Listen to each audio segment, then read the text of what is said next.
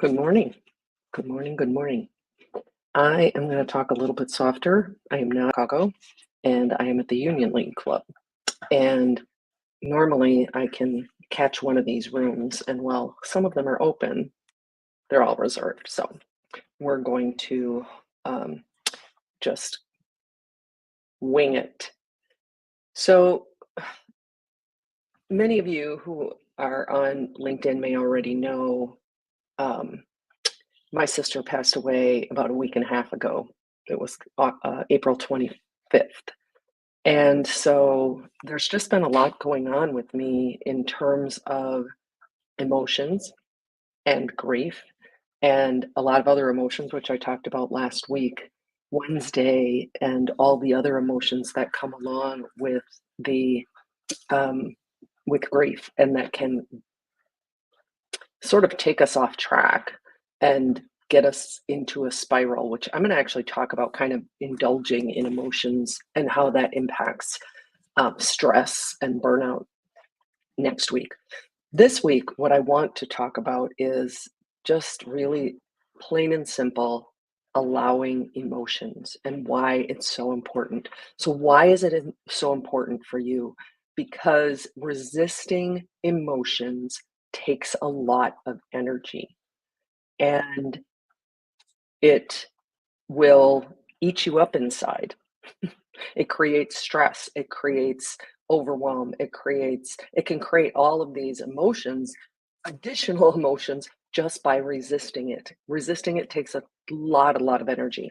And as Carl Jung has said, and Eckhart Tolle, what you resist, well, and actually Carl Jung says, what you resist not only persists, but will grow in size. And Eckhart Tolle said that whatever you fight, you strengthen, and what you resist persists. So I always liken it to a toddler who is, standing at your feet, and whether you have children or not, you've probably witnessed this. Mom, mom, mom, mom, mom. And if you ignore it, generally that toddler keeps going, gets faster, louder, and that's what happens with emotion. Emotion will get stronger, it will impact your well-being, it will impact your immune system, it will find a way. There are several books. One of them is The Body Keeps Score. Another one is uh, Emotions Buried Alive Still Survive. And oftentimes they come back at inopportune moments that aren't really appropriate for the emotion that we're actually feeling. And so really I want to share with you a couple things about one, how we resist emotions, and some examples of how that shows up. I'm not just going to talk about grief, even though that is so poignant and so top of mind for me these last couple weeks. It's not even been 2 weeks. Tomorrow it'll be 2 weeks since she passed, and so it is top of mind for me. And I think it is a part of life, and it is what we all deal with. And when we resist emotion, regardless of what it is, it will persist. It will come back. It will eat away at our insides. And so there's different ways that we resist um, our emotions. And one of those is arguing with reality. For example, with my sister, it shouldn't have happened. She was too young. She was only 63. Um, why her? All of these different things. Things shouldn't be like this. It shouldn't have happened that way. Anything, even with layoffs, with work, with projects, with how things are assigned at work, they shouldn't have done that, or they should have known XYZ. So the first way that we resist our emotions is to argue with reality. So we resist by arguing with reality. Another way is by judging. I should be over this by now is something that in fact, I was just talking to someone yesterday. I'm going to give myself till Friday to get over the loss of two employees that left quite suddenly and unexpectedly. and it's a small organization, it's a nonprofit, and the loss, that's a loss. Those were people who this person worked with and they cared about, and they'd had a work relationship with them for a while. It is it's challenging, it's a loss, and we can't trying to judge that we should be over things within a certain period of time or trying to control reality. In a way, that's also arguing with reality that I'm going to give myself till Friday to mourn this. Grief isn't like that. I'm going to swear. So if you don't like swearing, tune out for a moment. But a friend of mine said yesterday, grief is a tricky bitch. Grief comes and goes, and sometimes it comes at inopportune times. Sometimes it comes like a wave bowling you over in the ocean. Other times it's just this quiver inside of you. And other emotions are the same way. We have, there's so many different ways that emotions come through. So I wanted so that we argue with reality, we judge the reality, we judge our ourselves and our emotions. I shouldn't be feeling this way. I should be better about this, or I shouldn't be angry. I don't. We want to ignore or negate a lot of the more challenging, or what I call constrictive. Some people call negative emotions: blame, jealousy, depression, anxiety, anger, all of these things, we want to push them away. Life is 50-50. It's all there. And if when we what I want to get to in a minute is we're going to talk about how allowing those emotions can create such beautiful gifts. So the other way, so we talked about two ways, arguing with reality, then judging reality. The third is avoiding reality, avoiding our emotions. And oftentimes that looks like cocktails, wine, beer, cocktails, smoking, eating, whether you're into the savory and salty and savory or sweet. Shopping is another way that some people avoid their emotions, or binging social media, TV, Netflix, whatever your streaming um, platform of choice is. So avoiding reality, avoiding those emotions are another way that we resist those emotions. When we ignore them in that way, when we avoid them, they're still there and they're going to come back, and they will come back with a vengeance. Like I said, like that 2-year-old, like that toddler, mom, mom, mom. So, what are some work examples? Someone didn't complete a task on time. They didn't do what they said they were going to do. You're asked to take on additional work when your plate is already full. Your partner needs you to pick up the kids or to stop somewhere, and you had already planned to work late, and so this is going to interrupt your plan. The Wi-Fi is down and you can't get the work done that you need to get done, whether that's on the train on your commute or at home when you're working from home or in the office. And the only, I thought somebody was shushing me.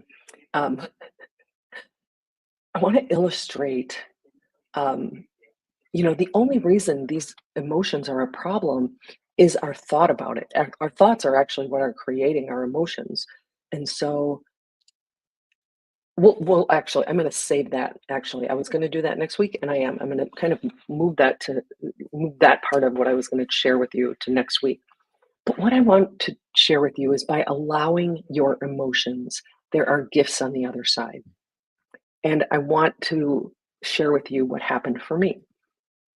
Um, I think I shared this in one of the lives already, but a couple of months ago, had what I don't even, what I very rarely have anxiety, and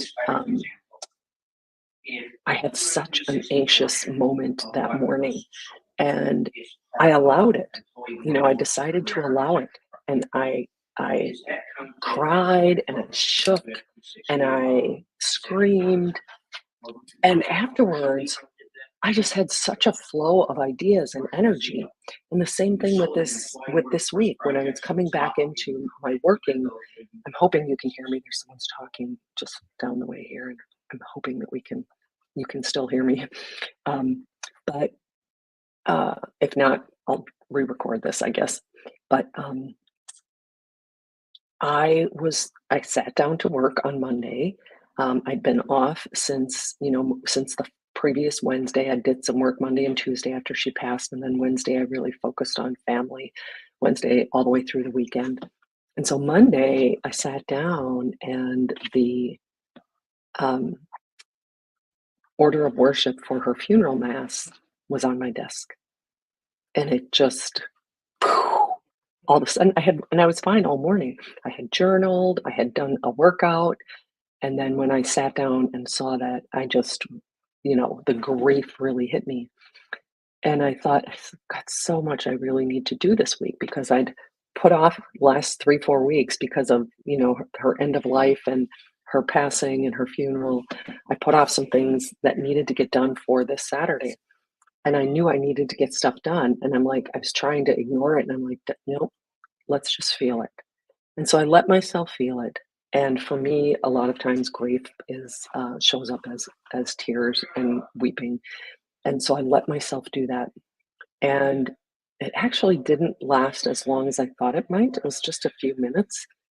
And on the other side of it, I started writing because I was doing my morning thought download at the time. And I just started writing, and I had just some great thoughts about how, and I don't have my notebook with me because I'm in Chicago today, but really the gratitude, the appreciation, the kindness, the love, the gentleness that flowed on the other side of that grief was just incredible. And what really, really not took me by surprise, I guess, maybe a little bit, was the focus, my creativity, my innovation, the ideas that came on the other side of it. And so if you can allow yourself in those moments to allow yourself to feel frustrated with that employee who didn't do their what they said they were going to do, and really just feel it. Feel where is it in your body? Where is it? What does it look like? What does it feel like? What shape is it? What size it is? Is it? What color is it? Really feel it and breathe into it. Allow it to be there and get curious, like you might with a child on a curb who's crying. Get curious with that emotion, whether it's anger or jealousy or blame or frustration. Whether it's the person, your boss asking you to do a project and your plate's already full, or someone who's asking for something that you had already planned to do something that evening and working late and your partner really needs your support. Feel whatever the feeling is that comes up. Allow yourself to feel it and just really observe it because the emotion is just energy in motion. It is energy in our body. And when we allow it, it can take a few seconds, it can take a few minutes, and yes, it might come back again. And next week, we're really going to talk about. I'm going to share a story of from Greek mythology of King Sisyphus, and we're going to talk about how these emotions are really driven by the thoughts that we're having in our head. It's all based on what's between our ears. So that we'll talk about more next week.